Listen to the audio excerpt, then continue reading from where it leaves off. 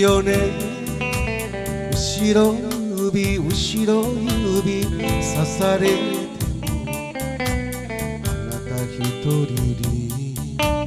命をかけて帰ってきたのよ今日まで秋風が吹く港町よ船が照れ立つように私も旅に出るわ明日の朝早く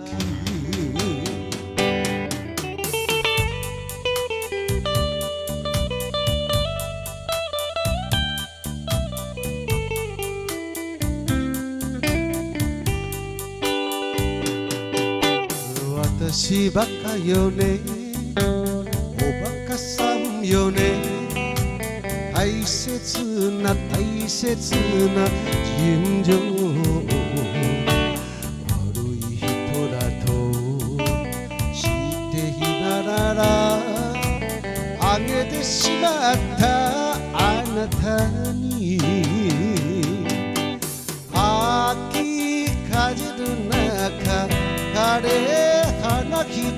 つ笑顔離れるように私も旅に出るわあってもないままに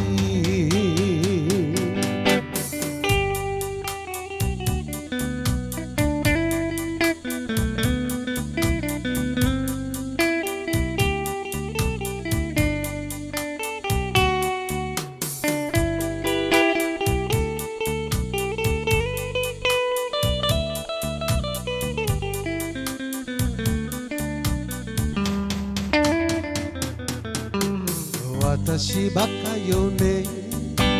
おバカさんよね諦めが悪いのね命離れたここの葉にのともういらないのよ元には秋風が吹く冷たい空に鳥が鳥立つように私も旅に